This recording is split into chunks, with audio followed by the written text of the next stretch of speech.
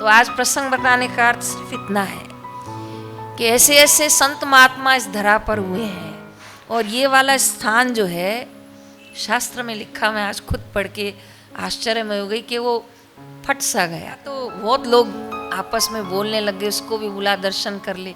ब्रह्मरंध्र से महात्मा ने श्वास छोड़ी।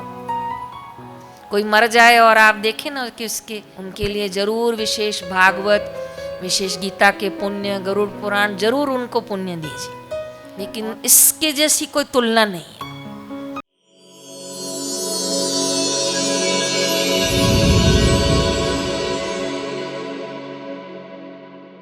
तीन रतन का, तीन लोकों का रतन धन मोल क्या है? संतों ने कहा तीन लोकों का मूल श्वासों का धन है। और ये इतनी सूक्ष्म है परमात्मा की चेतना कि नाड़ी में तो आती है, हृदय में तो आती है, सिर से पैर तक आती है, लेकिन जब ये निकलती है तो भल भले लोग इसको पकड़ नहीं पाते, इसको रोक नहीं पाते। ऐसी सूक्ष्म चेतना है भगवान की,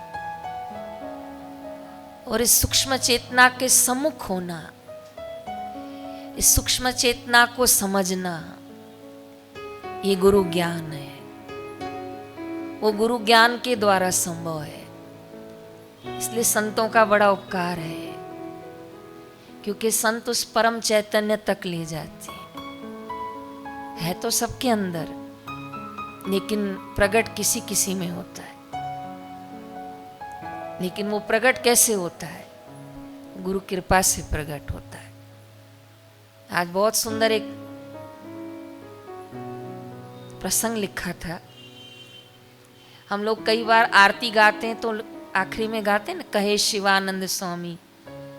वो शिवानंद स्वामी, शिवानंद सरस्वती ने, ऋषिकेश वाले ने, ये एक शिवानंद जी संत हो गए जिन्होंने समाज को जोड़ने के लिए आरतियां लिखी हैं। क्योंकि सब लोग तो सत्संग के पात्र नहीं बन सकते हैं, क्षमा चाहती हूँ। सब लोग गहन रहस्य को समझ नहीं सकते, लेकिन आरती, छोटे से छोटा, गरीब से गरीब, बड़े से बड़ा आदमी आरती जरूर गाता है।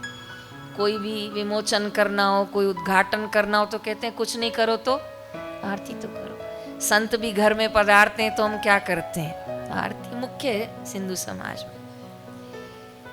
तो वो आरतियां लिखते थे शिवानंद सरस्वती, और उनके एक मित्र थे सत्यानंद सरस्वती, सन्यासी थे दोनों। लेकिन समाज को उन्होंने जागृत करने के लिए, समाज को उन्होंने उठाने के लिए कई आरतियां लिखी, कई।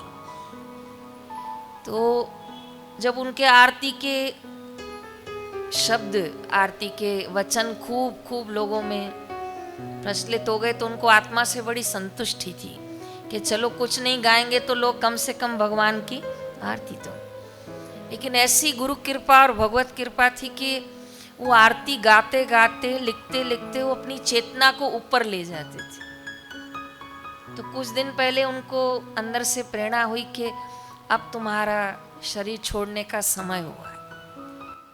तो जो अंतर प्रेरणा हुई, तो शिवानंद जी ने कहा कि जो यात्रा शुरू होती है वो कभी न कभी पूरी तो अवश्य होती, ये तो पक्का है, दृढ़ है, फिर इसमें डरना क्या, 2 दिन बाद सही मैं तैयार हो जाऊंगा। लेकिन इतनी उनकी अभ्यास की गति थी, इतना उनका सुंदर अंतर ज्योत प्रकाशित थी कि उन्होंने जब 2 दिन बाद उनकी मृत्यु का समय आया तो उन्होंने लोगों को बताया कि मैं ब्रह्मरंध्र से श्वास छोड़ूंगा, अर्थात इस स्थान से।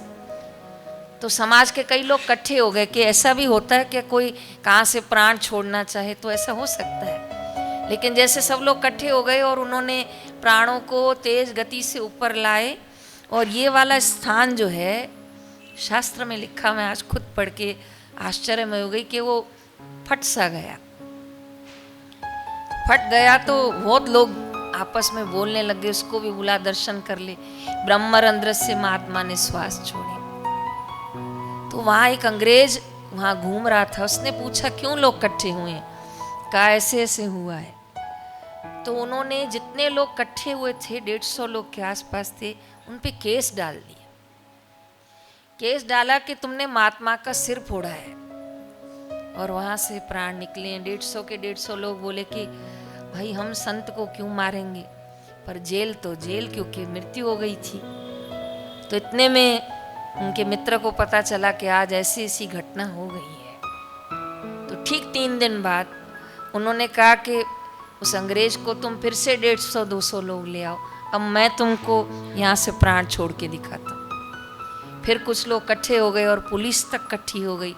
तब उन्होंने फिर प्राण चढ़ाए और ब्रह्मरंध्र से जो उनके मित्र थे सत्यानंद, उन्होंने छोड़ दी। प्रसंग बताने का अर्थ क्या है कि उनकी चेतना की जो गति थी, या उन्होंने चेतना को जो यात्रामय साधनामय करके क्या किया था कि उनके बस में था कि उन्होंने प्राण कहाँ से छोड़ा। इसके बाद कोई गति नहीं होती, बस ये खत्म होता है। और जो सबसे छोटी गति होती है वो नीचे, कमर से नीचे 2 स्थान है, सबसे छोटी गति वहाँ से होती है। कोई मर जाए और आप देखें ना कि उसके कपड़े खराब हो गए, गीले हो गए, तो क्षमा चाहती हूँ, पर समझना कि अभी उनकी यात्रा अलग अलग स्थानों पर जाएगी।